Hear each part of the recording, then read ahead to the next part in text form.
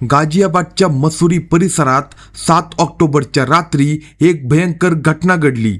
आसिफची गोळ्या घालून हत्या करण्यात आली होती। आसिफची 2 लग्ने झाली होती। 2 बायका 2 वेगवेगळ्या ठिकाणी राहत होत्या। दुसऱ्या बायकोला भेटून परत येताना त्याचा खून झाला होता। आसिफ हा गुन्हेगारी प्रवृत्तीचा असल्याने त्याचे वैरी खूप होते। तो नुकताच जेलमधून सुटून बाहेर आला होता आणि त्याची हत्या झाली होती। त्याला कुणी ठार केले असावे याबद्दल तर्क वितर्क केले जात होते। पोलिसांनी तपास यंत्रणा गतिमान केली। त्यातून जी माहिती समोर आली ती अतिशय धक्कादायक होती। एक सर्वसाधारण बाई वासनेने पिसटली तर किती नीच स्तरावर जाते हे या व्हिडिओच्या माध्यमातून आपल्याला पाहायला मिळेल। घटनेची सविस्तर माहिती आपण या व्हिडिओमध्ये पाहणार आहोत। जर तुम्ही चॅनलवर नवीन असाल तर कलम 302 या मराठी चॅनलला लगेच सबस्क्राईब करा। गाझियाबादच्या जिल्ह्यातील डासना हे गाव आहे। या गावात आसिफ हा तरुण राहत होता। तो ड्रग माफिया होता। ड्रग तस्करी केल्याप्रकरणी त्याच्यावर गुन्हेही दाखल होते, पण तो काही सुधारत नव्हता। त्याचे लग्न झाले, बायको जुईसोबत संसार सुरू झाला, पण त्याचे काळे धंदे काही बंद झाले नाही। बायको जुईचा नाईलाज होता, त्यामुळे ती त्याच्यासोबत नांदत होती। पाहता पाहता या दाम्पत्याला 3 अपत्य झाली। बायको मुले असून देखील आसिफ गुन्हेगारीतच रमला होता। गुन्हेगारीतून बाहेर येण्याचे नाव तो घेत नव्हता, त्यामुळे त्याची बायको नाराज होती, पण संसार मुले याकडे पाहून ती राहिली होती। ती मुलीसह उस्माननगर येथील घरात राहत होती। आसिफचे गैरधंदे आणि त्यातून होणाऱ्या अमाप कमाईवर मौज मजा सुरू होती। या दरम्यान त्याच्या आयुष्यात प्राची आली। प्राची ही मूळची मुरादनगर येथील रहिवासी होती। तिचे पहिले लग्न 2017 मध्ये हापूर येथील दीपक सोबत झाले होते, पण दीपक सर्वसामान्य तरुण होता। आपले काम बरे आपण बरे असा त्याचा स्वभाव होता। जी कमाई होत होती त्यात तो परिवार खाऊन पिऊन सुखी होता, पण प्राचीला ऐशो आरामात राहायचे होते। आलिशान बंगला, गाडी, चेन करण्यासाठी पैसा हवा होता। आता असा पैसा तर केवळ हरामच्या कमाईतूनच होतो। प्राचीला परवा नव्हती। तिची मालदार पुरुषांसोबत राहण्याची तयारी होती। यातच तिची गाठ आसिफशी पडली। आसिफचे बेफिकीर उर्मट वागणे, पैसा उधळणे, चैनीत राहणे तिला आवडले। ती त्याच्याकडे ओढली गेली। आसिफही तिच्यावर फिदा झाला। मग प्राचीने 2022 मध्ये दीपकला सोडून दिले। तिने इस्लाम धर्म स्वीकारला आणि ती आरशी बनली। तिने विवाहित आसिफशी लग्न केले। आता आसिफ आरशी सोबत दासना येथील मयूरविहार येथे भाड्याच्या घरात राहत होता। त्यांना 3 वर्षाची मुलगी आहे। गुन्हेगारीच्या पैशावर आरशी चैनीत जगत होती। 1.5 वर्षापूर्वी आसिफला ड्रग तस्करीच्या आरोपाखाली तुरुंगवास झाला। आसिफचा मित्र रेहान त्याला तुरुंगात भेटायला गेला होता, तेव्हा आसिफने रेहानला त्याच्या दुसऱ्या बायकोला काही वस्तू द्यायला सांगितले। रेहान त्या वस्तू घेऊन आरशीकडे आला। आरशीने त्याचे हसून स्वागत केले, पाहुणचार केला। तिला पाहून रेहानला भूल पडली। त्याचे जाणे वाढले। आरशीला पैसा हवा होता, चेन हवी होती, सुखात राहायचे होते। आसिफ तुरुंगात असल्याने तिची सगळीकडूनच कोंडी झाली होती। ती एकटी पडली होती। त्यात आता रेहान आला की तिला आधार वाटू लागला होता। तो तिला मदत करू लागला। ती मागेल तितके पैसे देऊ लागला। ती मागेल ती वस्तू आणून देऊ लागला। रोजच रेहान येत होता, गप्पा मारत बसत होता। ती आपले दुःख त्याला सांगत होती। तो तिची समजूत काढत होता, धीर देत होता। हळूहळू दोघांमध्ये जवळीक वाढू लागली। काही काळजी करू नको, तुला जे पाहिजे ते माग, मी आहे असे बोलून तो तिला धीर द्यायचा। एक दिवस आरशीने पुढचे पाऊल टाकण्याचा निर्णय घेतला। रेहान आला तेव्हा तिच्या चेहऱ्यावर नाराजी होती।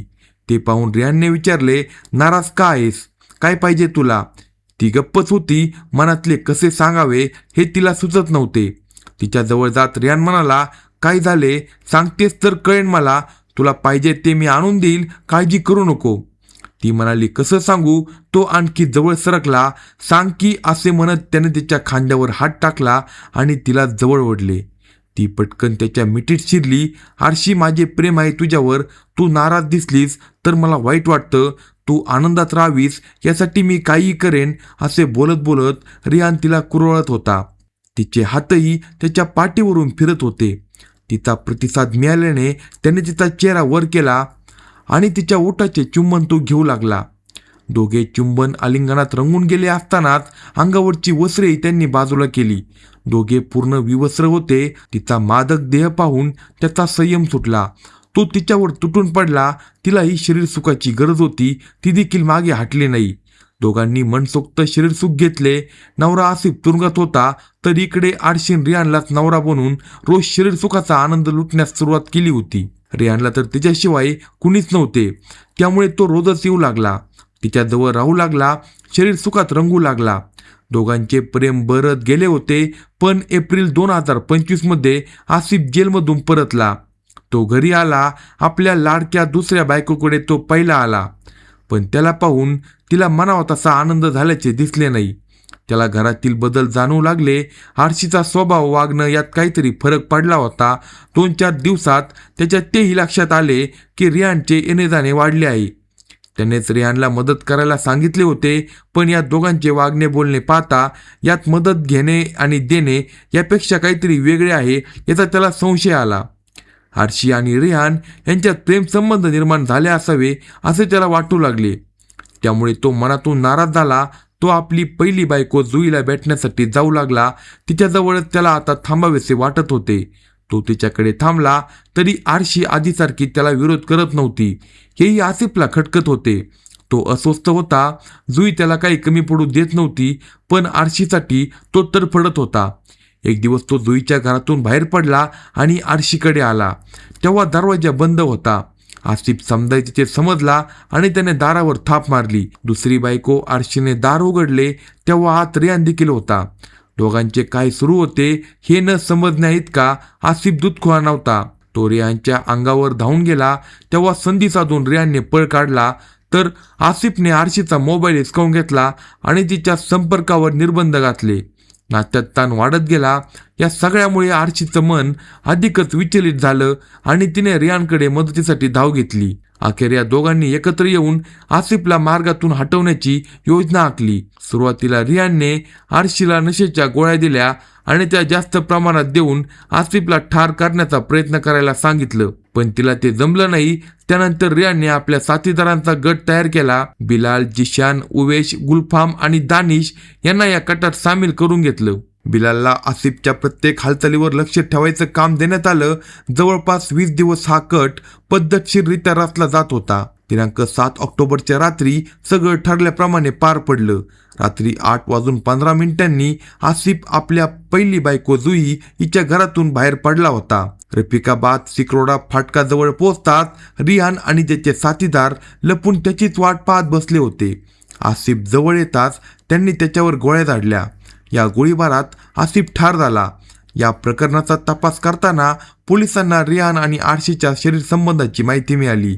तो धागा पकडून पोलिसांनी तपास केला आणि या प्रकरणातील सत्य बाहेर आले. पोलिसांनी आसिफच्या खून प्रकरणी त्याची बायको आरशी, प्रेमी रियान, बिलाल, जिशान आणि उवेश यांना अटक केल्याची माहिती दिली. तर गुलफाम, दानिश आणि फरहान अजून फरार आहेत. पोलिसांचा तपास अद्याप सुरू आहे. अशाच नवनवीन क्राईम स्टोरी ऐकण्यासाठी कलम 302 या मराठी चॅनलला सबस्क्राईब करा आणि आपल्या प्रतिक्रिया कमेंट बॉक्समध्ये कळवा.